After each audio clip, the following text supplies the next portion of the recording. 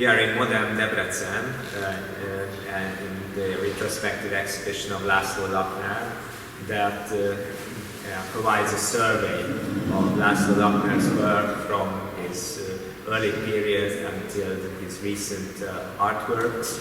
And our intention was to create an overview of his work through creating homogeneous sections of different groups of works that somehow encompass the heterogeneity and complexity of the work of László Lakner, because his work is one of the most important artists of the Hungarian avant-garde, and his work is very diverse in the sense of styles, approaches, media and motifs. The title of the exhibition is Alter Ego. This title is coming from the artist himself, and this title refers to one characteristic of László Lakner's art, this diversity, and his approach, his attempt to rethink, to restage historical situations through interiorizing historical experiences, historical situations, through evoking figures, identifying himself with historical figures, with figures of cultural history, art history, and creating a complex network of references. This exhibition presents the work of László Lakner as such a complex network of references, going through several periods of his art, from the beginnings, or actually from his early works, the diploma works he created in 1960. He studied at the university, or the Academy, Hungarian Academy of Fine Arts, in the 1950s, and presented his diploma works in 1960. That caused a quite big debate among the jury formed of the university professors, because on the one hand, Lakner evoked topoi of socialist realism through depicting workers, but on the other hand, he created it through evoking instances and techniques of surrealism, the grattage, the frottage, and the décalcomanie. He was one of the most important figures of a trend, usually called in Hungarian literature surnaturalism, a specific form of magical realism that rethought and questioned the realism of socialist realism through creating something irrational, something visionary, so to say. In this room we present the early works that represent, that can be interpreted as important instances of this kind of surrealistic form of realism, surrealistic type of realism. This work, The Past of a Room Flying By, is a paradigmatic example of this approach. This is more experimental than his diploma works. In this case, we see an attic, an old attic with old objects, and we see the wind that is blowing in or coming in the room, and moving the objects, moving the past, and recreating the past, an imaginary past, a past which is only existing in the imagination. These motifs are all based on media images. In this case, of the images of Larousse Encyclopedia, Lakner loved. But on the other hand, these motifs evoke motifs of surrealism, like the clock, like the hat, like the trumpet, and also motifs of from the art history, like Matthias Grünewald's Isenheim altar piece.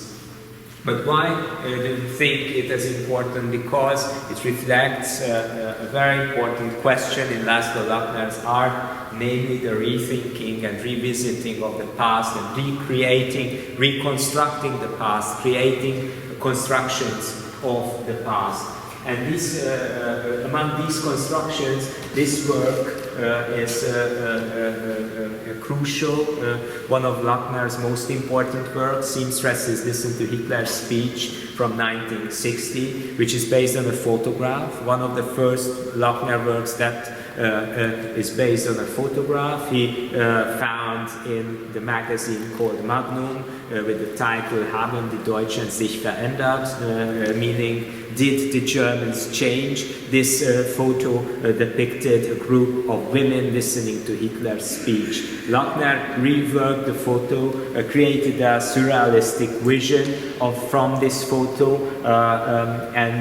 but evoking art historical past like Franz Hals or Van Eyck, but also evoking questions, crucial questions regarding the trauma of the Second World War and regarding the responsibility of the prospective and possible perpetrators. And through that, Lakner questions a crucial moral dilemma and breaks the taboo of thematizing these kind of traumas and these kind of issues. This work has also an adventurous history. It was, Lakner sold it to Roberto Tosi, an Italian biologist, and then this work was lost after 1970, and it was refound in 2010. And this is, it was first on show in 2011 at the Museum of Fine Arts, and this is the second case of presenting it. If we're going towards, we see further works from the surnaturalistic period when Lakner was interested in the mechanics of the vision, how the vision is constructed, and he was interested in mechanic constructions in general, like a train engine, or like Laterna Magica. But it's also very important that he created parallel works of abstract art, or abstract works and figurative works, but in his early period he was mostly focusing on figurative works. His period after 1964 was characterized by a turn we could call a pop art turn. In 1964, when Rauschenberg won the Venice Biennale, pop art became a very crucial, very central issue in European art, and Lakner was among the first representatives and first figures of a new kind of figuration in Hungary who reflected on this change, this kind of medial turn in painting. And it's very important work. The news signalizes this kind of turn, the turbulent movements of media images. Here we see the figure of Muhammad Ali. There's a painted form of a montage, a sensual form of painting, and a kind of continuation of his surnaturalistic painting technique, but in a different way. His 1960s work, this is the second section titled Towards International Pop, in which we present this kind of pop-inspired works. His 1960s works we could all call painted montages, but they are all hand-painted, was characterized by dark, brownish, gray, and green, olive green tones, referring to the art of Rembrandt. But in this case, Rembrandt is not only the metaphor of art history and art historical tradition, but also the metaphor of human condition. For example, in this work where we see the repetition, a handmade repetition of Rembrandt's self-portraits, we see also an inscription, an enigmatic inscription, a poetic question: where is the light? The lack of light, the darkness of Rembrandt's art, in this case is not only an art historical metaphor, rather the metaphor of human condition, a kind of lack of freedom, which is also reflected in such works as the Obediently, where also a Rembrandtian head, a smiling head, appears, a kind of anti-hero questioning again, like as if it was an anti-hero of a film stripe, questioning again the moral questions of existing in an authoritarian regime, in an authoritarian society. What does it mean to be obedient and how to be obedient? The question, this question reoccurs in Metamorphosis, where we see the same figure transforming into a tiger, depicting also this montage-like construction as a process developing in the time. Lakner in the 1960s thematized historical issues, historical conflicts like the Vietnam War, criticizing the aggression from a leftist stance, from a leftist point of view, the execution of revolutionaries, and also kind of existential threat which characterized by kind of claustrophobic experience. In the late 1960s, he started to reduce his style. He created mostly double pictures, diptychs, which are based on the repetition of one motif. This is object paintings that are focusing on one object, like a postcard. In that case, also Rembrandtian motif, the Danae, repeated as a printed image, but it is not printed, rather painted by freehand. This is a free repetition, an altered repetition, and this kind of questions of reproducibility and non-reproducibility are recurring from time to time in Lakner's art. He repeated other works that reflect the Vietnam War, like this version of Saigon, and painted further motifs like bones. But in this period, he created mostly works that depict two motifs. On the one hand, roses, on the other hand, mouths.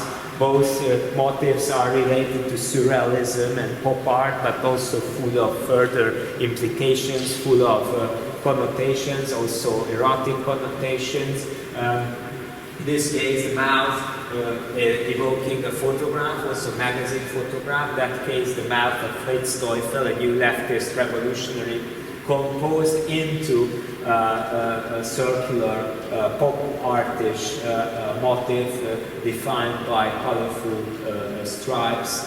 The mouth is here monumental, like a landscape, but also filled with sensual connotations and even erotic connotations. But these works are also defined or characterized by the aesthetics of flower power or the interest for Zen philosophy. But most of these works are not colorful at all. In this case, we see a rose, but this rose is not red. It lacks the colors, it lacks the liveliness of the colors, and repeating or rethinks the questions that were posed in his Rembrandt Studies series. In the late 1960s, Lakner had a conceptual turn. This conceptual turn was can be symbolized by a work he presented in the second Department exhibition in 1969, titled Rope, in which case he confronts a rope with its sensually painted depiction. But in this case, he doesn't only present the relationship between the sign and the motif, the picture and the representation, the object and its representation. Rather, he also reflects on political issues, as rope is a recurrent motif in his art, as the motive of torture. He also poses questions related to the media, related to the representation, I would say semantic, semiotic, and ontological questions, and also questions related to the manipulation of the gaze. But it's also related to his later works, his conceptual works. On the one hand, photo-based works. These series we see on that wall are the self-modelings, in which Lakner presents himself in photos as a model related to performative photography. In one case, modeling the movements of the Earth, paying an homage to Copernicus, or putting himself into different situations, like he places his image in the group photo of revolutionaries, or presents himself lying on a staircase. The staircase leaves traces on his stomach, and then he depicts these traces with illusionistic pencil, drawing, and questions the relationship between organic and geometric, and could someone adapt to a structure. And this question of adapting to structure is closely related to the questions we also posed in the work Obediently. Parallel to his photo-based works, he created large-scale, conceptually oriented photorealistic paintings that address the questions of realism, the traditions of realism, the debated traditions of realism, and also the traditions of Hungarian culture, the traditions of Hungarian art, like in that case when he presents cards, inventory cards from museums, and these inventory cards are cards of Hungarian artifacts, of Hungarian culture, from the Hungarian Ethnographic Museum, and he questions the afterlife of this kind of patterns of traditions and cultural traditions. But also depicts barricades as structures, and also the new leftist, he also addresses the new leftist revolution, and also further documents and photos related to workers, the past of the left, and the present of leftist movements like the communes or the Amundu music band, which was a German krautrock band. This work is also very interesting, which is a series of montages imagining a football match in the Museum of Fine Arts, in the building of the Museum of Fine Arts, which is a project submitted for the 1972 documenta of Harald Zeman. But sadly, this project was never realized. It imagined a football match at the Federiziano. A group of Hungarian artists could be part in the frames of this project in the game of international art. Another group of work in the 1970s in Lakner's art are text-based works and book objects. Book objects are very important in the art of László Lakner. One of his most emblematic works is his My George Lukács book, which depicts George Lukács book from the property of Lakner. He held in his studio, tied up. And in that sense, this was both a fetish and a destroyed object, and a book made unreadable, ambiguously presented as a symbol of leftist aesthetics. But later he created a series of bound up, tied up book objects of iconic aesthetics, and through questions the relationship between aesthetics and art, theory and practice. On the other hand, he created purely text-based works and sound-based works, like protest poem or citation works that presented very important quotations or citations from cultural history, the history of philosophy,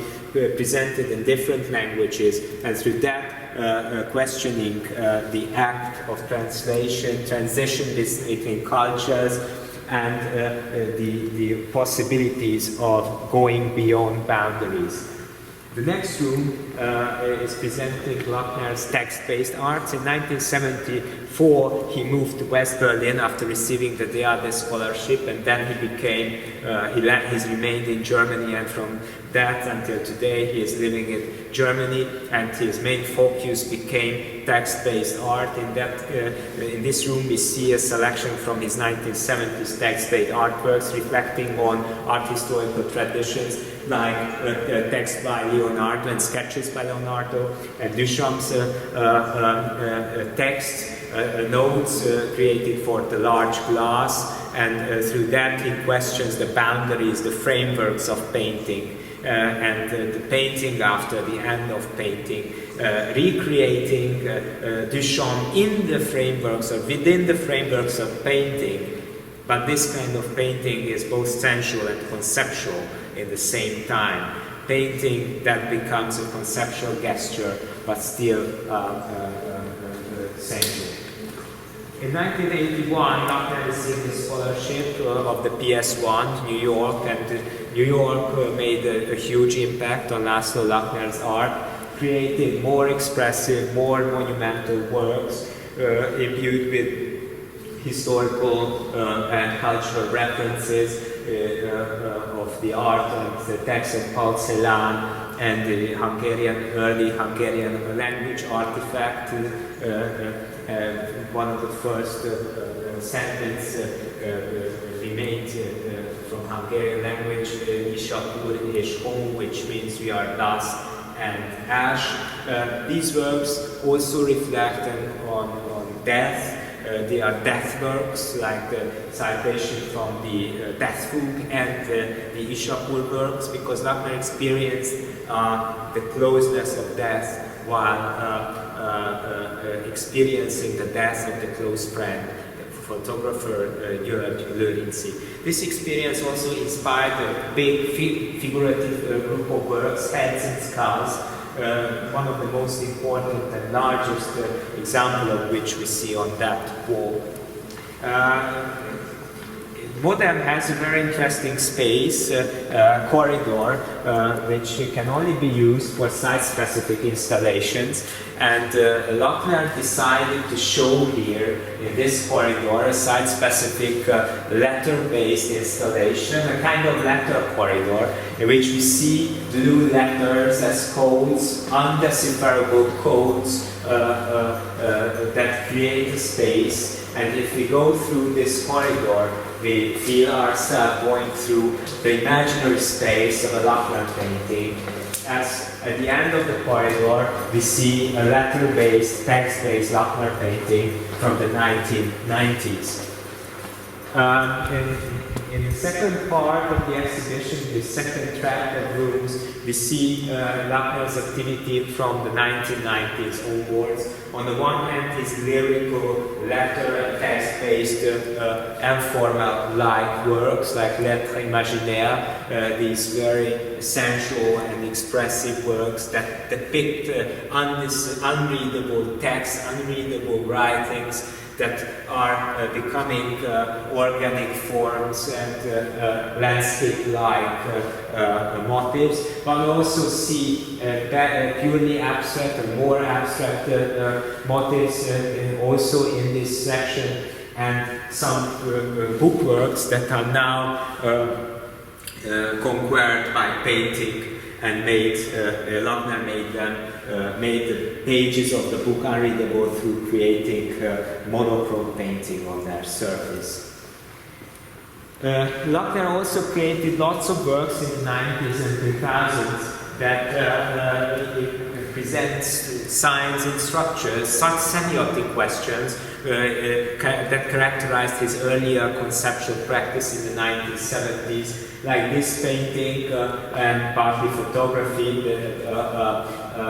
diptych titled Gate of Palazzo Vecchio, in which he confronts a painting, an abstract painting, with a photograph, and he creates a pseudo referential structure because he pairs a 1994 painting with a photograph he created in 2000 and questions the limits of painting, the painting's relationship to new media.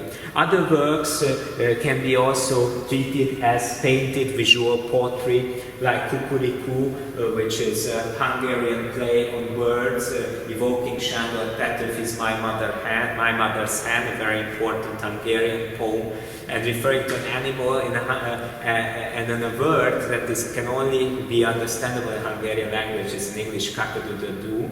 And we also see here further works that reflect or refer to animals, like this one, which depicts codes that among them Hungarian word kutya is hidden, and another painting which hides the Hungarian word kacsa. But he also creates tension between the abstract surfaces and the written references and their associations through evoking icons of art, of the past of art history, like Claude Monet depicting on the yellow surface. A recurring motive in Lakner's art and a recurring reference is Paul Celan, a figure from the history of cultural history and the history of poetry. This fate and fatelessness of Paul Celan, the Jewish poet, who thematized from time to time the uncontinuability of culture and the continuability of culture after the trauma of Holocaust. Lakner is strongly interested in Celan's figure, in Celan's art, and he identifies himself with Celan's art when he creates numbers, depicts numbers, referring to Celan's poem titled The Numbers, or he depicts a series of black paintings, very interesting surfaces, so non-homogeneous black surfaces on which we can read titles of Hungarian or of Celan's poems, but we don't see, they are imaginary book pages without the text, because he doesn't depict the text, rather the undepictability, unrepresentability of the text. He also created a series of photographs that traces the last way of Celan when he committed suicide in the bank of the Seine.